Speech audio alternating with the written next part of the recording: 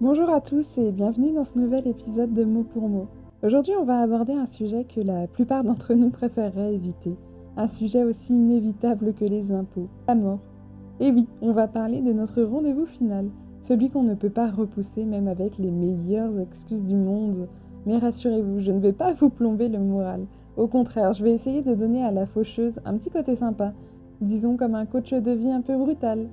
Pourquoi s'encombrer de pensées moroses quand on peut plutôt s'en servir pour ajouter un peu de piquant à notre quotidien? Et si la mort, au lieu d'être le grand méchant loup, devenait notre meilleur allié pour mieux profiter de la vie? Comme un bon vieux rappel sur notre téléphone, la vie c'est maintenant. Dans cet épisode, on va explorer des histoires inspirantes et parfois surprenantes de ceux qui ont eu un face-à-face avec leur propre mortalité et qui en sont ressortis avec un nouveau regard. Et on verra comment, finalement, tout ça nous aide à vivre un peu plus légèrement, sans prendre la vie trop au sérieux. Parce que, spoiler alerte, personne n'en sort vivant. Alors détendez-vous, prenez un bon café ou un verre de vin, on ne juge pas, et plongez ensemble dans cette conversation à cœur ouvert sur la mort. Mais promis, on va rigoler un peu. Et on finira bien sûr par écouter vos témoignages à vous, alors restez avec moi jusqu'à la fin. Ok, entrons dans le vif du sujet. Prenons une grande inspiration et détendons-nous parce qu'on va parler de la mort. Oui, la grande, la seule, l'unique, notre destin commun à tous.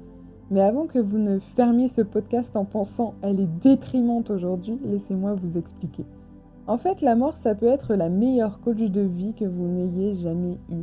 Sérieusement, si la mort avait un profil LinkedIn, ce serait expert en motivation, développement personnel et gestion des priorités. Pensez-y, la mort nous rappelle chaque jour que notre temps est limité, ce qu'on oublie bien trop souvent. Et qui n'a jamais eu besoin d'un petit rappel comme ça? Imaginez un coach personnel invisible qui vous suit partout, en chuchotant à votre oreille. T'es sûr que tu veux vraiment perdre 3 heures, 3 jours, 3 mois à te prendre la tête pour quelque chose dont tu n'as aucun contrôle, au lieu d'aller réaliser tes rêves? À chaque moment, la mort nous dit gentiment, ou pas si gentiment d'ailleurs, que la vie c'est maintenant. Vous avez déjà peut-être entendu parler de la théorie de la gestion de la terreur. Et non, ce n'est pas une nouvelle série Netflix, même si le titre aurait été parfait. C'est une théorie psychologique qui dit que la conscience de notre mortalité, elle influence tout ce qu'on fait.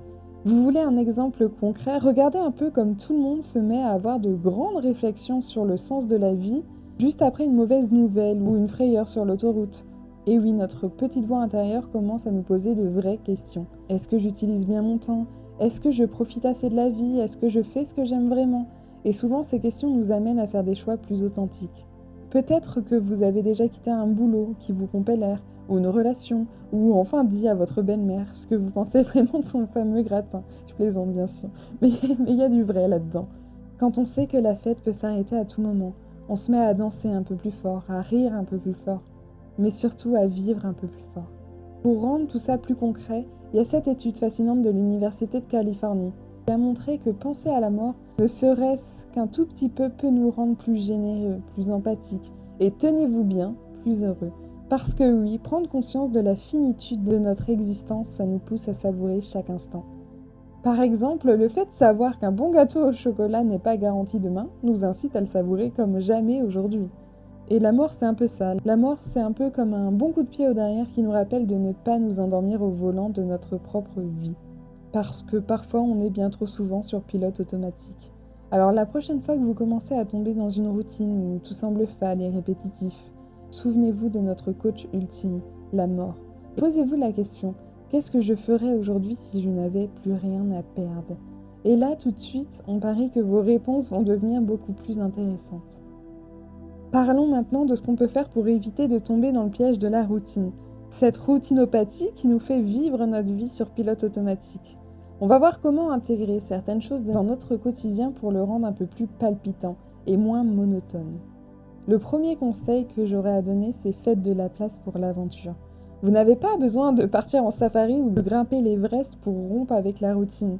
Commencez petit, essayez quelque chose de nouveau chaque semaine. Ça peut être aussi simple que de goûter un plat exotique, prendre un chemin différent pour rentrer chez vous, ou vous lancer dans un hobby que vous avez toujours voulu essayer, comme le cerf-volant ou le jardinage, peu importe. Ces petites aventures, elles vont venir ajouter de la couleur à votre quotidien et brisent la monotonie. On ne sait jamais. Vous pourriez découvrir une nouvelle passion, même juste une bonne histoire à raconter en expérimentant une nouvelle aventure chaque semaine. Le deuxième des conseils, c'est de pratiquer la gratitude. Ça peut sembler un peu cliché, mais prendre le temps de reconnaître ce pourquoi vous êtes reconnaissant chaque jour peut vraiment changer votre perspective. Et on parle de choses simples, comme savourer son café le matin, avoir assez d'argent pour se payer des choses qu'on aime, un sourire échangé avec un inconnu, ou même le fait d'avoir réussi à ne pas râler au volant pendant 1 heure, c'est un exploit. Soyez dans la gratitude par rapport à ça. Cette pratique, elle aide à savourer les petits plaisirs de la vie et à garder l'esprit que chaque jour a quelque chose de spécial, même les jours les plus ordinaires.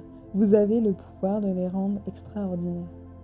Le troisième des conseils, c'est de ne pas avoir peur des grands rêves. La routine nous fait souvent oublier que nous avons des rêves, même les plus fous. Alors oui, je parle de ces choses que vous avez toujours voulu faire, mais que vous avez repoussées parce que la vie est trop compliquée. Si vous avez toujours rêvé d'écrire un livre, de lancer votre entreprise, ou de faire le tour du monde dans un van, commencez par des petits pas vers ces objectifs. Fixez-vous des objectifs réalisables et célébrez chaque étape franchie. Ces grands rêves, c'est souvent ce qui donne du sens et du but à nos vies, parce que la vie n'a aucun sens et c'est nous qui donnons tout le sens à notre vie. Alors ces grands rêves peuvent transformer votre vie, ces petits pas peuvent transformer votre vie, transformer votre routine en quelque chose de passionnant. Le quatrième des conseils, c'est de vous entourer de personnes qui vous inspirent. On dit souvent qu'on est la moyenne des 5 personnes avec qui on passe le plus de temps. Alors oui, si vos amis sont tous des experts en procrastination et en soirée Netflix marathon, il est peut-être temps d'élargir votre cercle d'amis. Entourez-vous de gens qui ont des passions, des projets qui vous poussent à aller de l'avant. Entourez-vous de gens qui vous disent que vous allez y arriver, qui vous disent foncez, que de gens qui vous répètent mais qui a déjà réussi à faire ça, ne fais pas ça, tu perds ton temps. Non! Entourez-vous de gens qui vous poussent à aller de l'avant. Pas seulement parce que c'est agréable, mais parce que c'est contagieux. Vous verrez, avoir des compagnons de voyage dans vos aventures personnelles, ça peut rendre votre chemin de vie beaucoup plus agréable et motivant. J'avais envie de partager ces outils-là avec vous aujourd'hui pour essayer d'échapper à votre routinopathie, comme on peut appeler ça, et ajouter un peu de piment à votre vie quotidienne. Ces outils nous rappellent que chaque jour, c'est une opportunité de vivre plus pleinement, plus authentiquement, avec plus de joie. Alors essayez de mettre ces conseils en pratique, osez rêver et surtout souvenez-vous que la vie est trop courte pour se concentrer sur la médiocrité. Maintenant que vous avez compris que la mort est comme une coach de vie un peu intense, passons à quelque chose de plus palpitant, à vos témoignages. Et j'adore ce passage à chaque épisode, le moment de vos témoignages. Je vous emmène dans le monde fascinant de ceux qui ont eu un face-à-face direct avec la grande faucheuse et qui en sont ressortis avec des leçons de vie qu'on ne trouve dans aucun manuel. Oui, mes amis, on parle de ces moments où la vie vous prend par les épaules et vous dit « Hey, t'es prêt à vivre pour de vrai ou tu préfères continuer à zapper Netflix ?» Ces personnes-là ont frôlé la mort, certaines au sens propre, d'autres au figuré, et leurs histoires ont vraiment de quoi nous inspirer, et parfois même nous faire sourire. Prenons pour commencer l'histoire de Paul. Paul, c'est ce genre de gars qui, avant son accident de voiture, remettait toujours tout à demain. Il avait cette liste interminable de choses à faire un jour. Écrire un livre, apprendre à jouer du piano, ou enfin dire à son patron ce qu'il pense vraiment de son leadership. Puis boum, un accident qui aurait pu lui être fatal a tout changé. Pendant sa convalescence, il a eu beaucoup de temps pour réfléchir, et surtout pour réaliser qu'il était passé à côté de beaucoup de choses à force de tout remettre à plus tard. Aujourd'hui, Paul il a publié son livre sur son histoire, sur son accident. Et il a trouvé un nouveau boulot où il est vraiment épanoui. On dirait presque une pub pour changer de vie, mais je vous promets, c'est 100% réel. Et je trouve juste cette histoire magnifique. Ça nous rappelle à quel point il n'y a pas de plus tard. C'est vrai qu'on remet tellement de choses à plus tard, alors que la vie c'est maintenant, c'est tout de suite.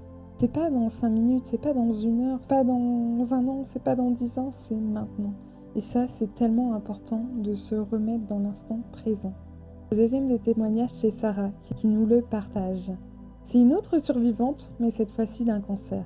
Elle nous raconte qu'avant, sa vie ressemblait à un épisode de série qui se répétait sans fin. Métro, boulot, dodo. Après son diagnostic, quelque chose a changé. Elle a eu un déclic dans sa tête. Elle a réalisé que courir après des deadlines incessantes n'avait aucun sens si ça signifiait ignorer les choses qui comptaient vraiment, comme ses amis, sa famille, son rêve. Quand elle s'est rendue compte qu'elle allait peut-être quitter ce monde, elle a vraiment eu ce déclic de dire « mais purée, je dois vivre maintenant ». Et c'est à se demander pourquoi on attend, nous, un moment de crise pour enfin réaliser qu'on peut vivre autrement, qu'on peut vivre maintenant. Et le troisième des témoignages, c'est une histoire un peu plus... C'est une histoire un peu plus légère, mais tout aussi révélatrice. C'est celle de Kevin qui a failli se noyer lors d'une banale journée à la plage parce qu'il avait eu la brillante idée de s'essayer au surf sans savoir nager. Et spoiler, il a survécu évidemment, mais il a dit que cette expérience lui a appris à ne plus jamais prendre de risques inutiles. Bon, sauf quand il s'agit de danser sur une table en soirée parce que selon ses mots, c'est là que je me sens vivant. Alors oui, Kevin n'a pas gagné des médailles pour sa sagesse, mais au moins il nous rappelle que parfois même les petites frayeurs nous poussent à apprécier la vie d'une manière plus spontanée et plus audacieuse.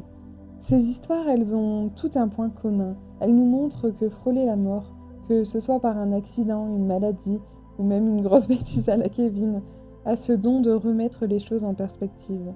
C'est comme si la vie nous donnait une deuxième chance, une nouvelle paire de lunettes pour voir les choses plus clairement. Alors la prochaine fois que vous vous surprenez à tergiverser ou à stresser, pour un truc qui n'a pas vraiment d'importance, pour quelque chose qui n'aura même plus d'importance dans 5 mois, dans 1 an, dans 5 ans, pensez à Paul, pensez à Sarah, pensez même à Kevin. Rappelez-vous que vous n'avez pas forcément besoin d'une expérience de mort imminente pour changer votre perspective de la vie. Voilà, nous y sommes, la fin de cet épisode sur notre vieille amie, la mort, et comment elle peut nous aider à vivre plus pleinement. J'espère que cet épisode ne vous aura pas plombé le moral. Moi, j'espère plutôt qu'il vous a donné un petit déclic, et j'espère, même si c'est qu'un petit déclic, j'espère vraiment qu'il aura pu réveiller quelque chose en vous. Si vous êtes resté avec moi jusqu'ici, c'est que vous avez probablement commencé à réfléchir à la façon dont vous pouvez insuffler un peu plus de vie dans votre vie. Et c'est exactement ça ce que je recherchais. Que ce soit en réalisant des rêves enfuis, en cultivant la gratitude ou en faisant des petits pas au quotidien vers de nouvelles aventures, il y a toujours une manière d'ajouter un peu plus de vie à sa vie. Alors avant de vous quitter, j'ai envie de vous lancer un petit défi. Pour cette semaine, choisissez une petite chose que vous avez toujours voulu faire, mais que vous avez toujours repoussé. Que ce soit prendre des cours de danse, écrire une lettre à quelqu'un que vous admirez, ou simplement vous permettre de passer une journée entière sans stress. Faites-le et voyez comment ça va changer votre perspective de la vie. Et partagez-moi ces défis sur Insta, vous savez comme j'aime avoir vos retours sur Insta. N'oubliez pas que la vie est courte et que chaque jour est une occasion de la vivre avec intensité et joie. Alors lâchez prise sur les choses dont vous n'avez aucun contrôle. Lâchez prise sur ce qui vous freine et embrassez ce qui vous rend vraiment heureux, heureuse. Parce qu'en fin de compte, c'est ça le vrai cadeau de la vie. Savoir qu'on a vécu chaque instant à fond. Savoir qu'on était dans l'instant présent. Un grand merci à vous, chers auditeurs, pour votre écoute et votre fidélité. Si cet épisode vous a inspiré, et je l'espère, n'hésitez pas à le partager autour de vous, à vos amis, à votre famille, à vos proches, pour que peut-être ils puissent les inspirer également. N'hésitez pas à laisser un petit avis et des petites étoiles. Vous aideriez énormément le podcast à se faire connaître. Et ça, c'est top. N'oubliez pas de suivre mot for mot sur Insta pour me partager vos retours et votre défi de cette semaine. Et également vos témoignages sur le sujet de la semaine prochaine. Et pour ne manquer aucun épisode. En attendant, prenez soin de vous, vivez pleinement. Et rappelez-vous, chaque jour est une aventure, même quand on n'a pas le visage de la mort en face de nous. À la prochaine, vivez à fond, je vous fais des bisous et kiffez votre voyage.